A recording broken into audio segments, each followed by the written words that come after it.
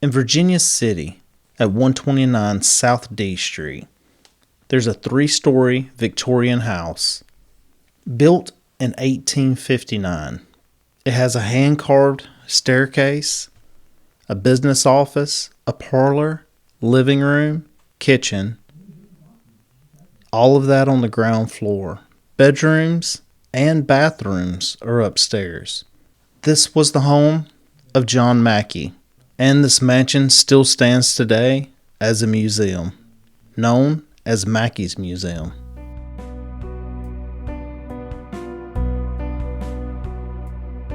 Hello, I'm Brent, and this is Strange Embers.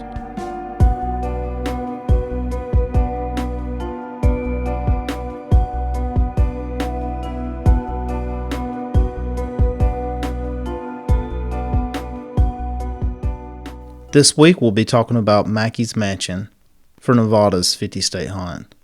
So as this is known as Mackey's Museum, a lot of people would think that John Mackey was the originator of this house, but it was actually built in 1859 by a mining superintendent named George Hurst. And John Mackey didn't actually move into this house until the 1970s. John Mackey was an Irish immigrant who was born into poverty, immigrated to the United States, and was raised in New York City. He came to California. He worked for about 8 years in placer gold fields in Sierra County and didn't have any success with that. So by 1859, he went to Virginia City, Nevada, and that's where he discovered the Comstock lot. It was a silver ore located under the eastern slopes of Mount Davison. He started work there, making about $4 a day, which that would be equivalent to about $152 a day in today's money. And he was doing that as a day laborer in a mine, and he worked his own small claims in his spare time. By 1865, he used his savings to buy into the Kentuck mine, and that's where he hit big. He was suddenly worth $1.6 million, which that would be equivalent to about $60.8 million in today's money. So he had made more than enough to go ahead and retire for life, but then he began investing into other mines. And he formed a business partnership with a fellow Irishman, James Graham Fair, James C. Flood, and William S. O'Brien. They were later known as the Bonanza Kings. The four dealt with mining stocks and operated silver mines. They were also successful in the Helen Norcross mine in 1871. They used the money that they made and bought out a number of smaller mines and made claims under the name of Consolidated Virginia Mining Company. They later added to the nearby California mine in 1873. The Con Virginia made the biggest ore body discovery ever found in North America, known as the Big Bonanza. That ore strike would pay out $181 billion in current money, with McKay's portion being worth about $50 billion. He also used his money and headed a telegraph business that laid transatlantic cables and helped finance the New York, Texas, and Mexican rail companies. So, with knowing a little bit about John Mackay, he purchased a house from George Hurst. And not only did Hurst live in the house, he also ran his Gold and Curry Office mining agency from there as well. So back in the day, many buildings that served as mining offices were designated as mansions if they remotely resembled houses whatsoever. So when the house was originally built, it wasn't built to just be a house, it was built to be more or less of offices. So when John Mackay bought it, he did move into it and live there. And shortly after Mackay moved into the house, the mansion survived the Great Virginia City Fire of 1875 that tore through the town, causing an estimated $12 million in damages. Mackay was also known for his incredible woodworking talent, So much of the original furniture and ornate wood belonging that's still in the McKay Museum now were hand carved by Hearst and McKay also. So in addition to having exquisite furnishings and impressive mining history as well, McKay Mansion is also said to be extremely haunted. There's been several paranormal investigators that have been there, and it's kind of put McKay Museum on the map as far as a paranormal place to investigate. Ghost hunters have been there. Several other of the big ones have went there and did paranormal investigations. And they say it's said to be a melting pot full of lots of different people.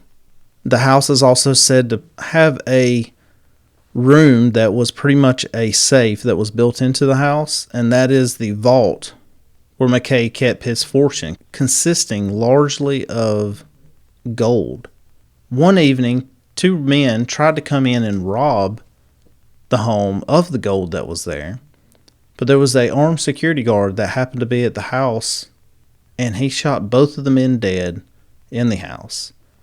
And both of those men are said to be 2 of the spirits that haunt the first floor of the house till this day.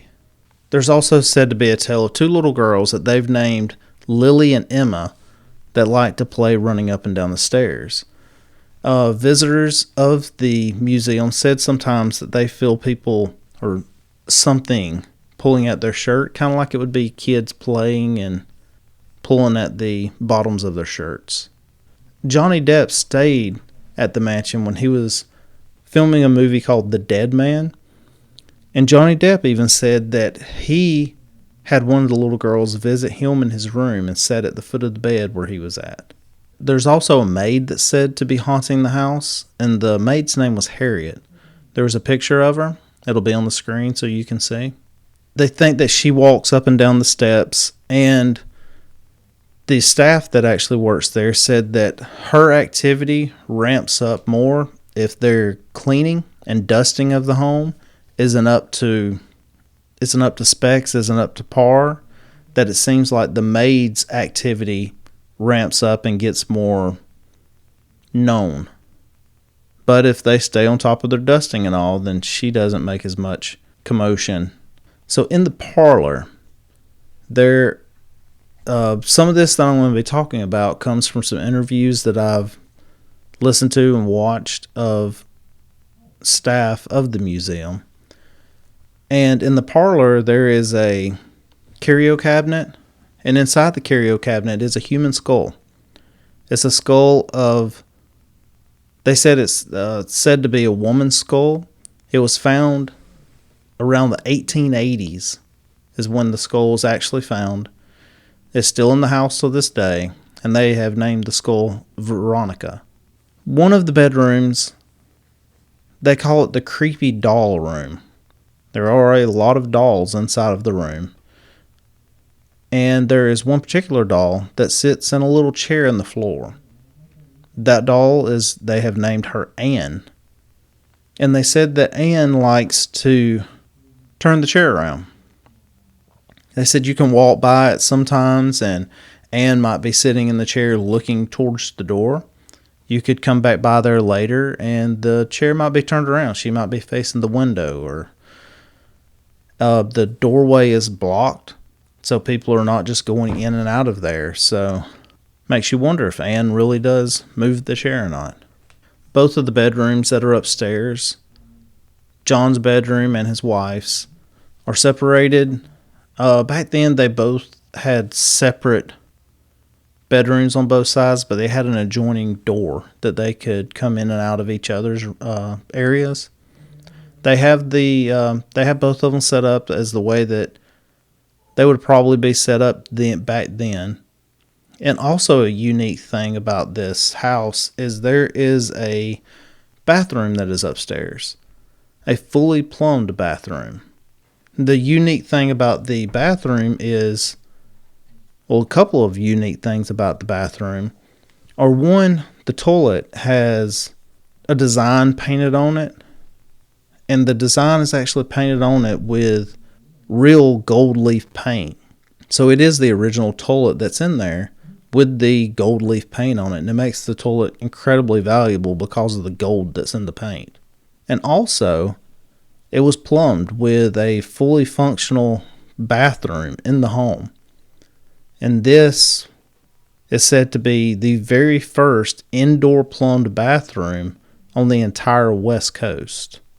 So last but not least is visitors often have reported seeing a shadow man, which a lot of them believe it to be John Mackey himself.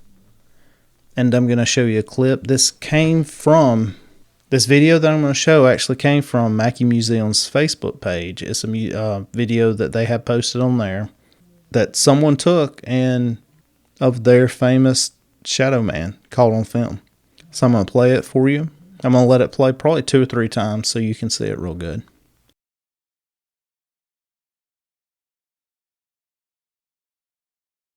So that is the video of the said shadow man.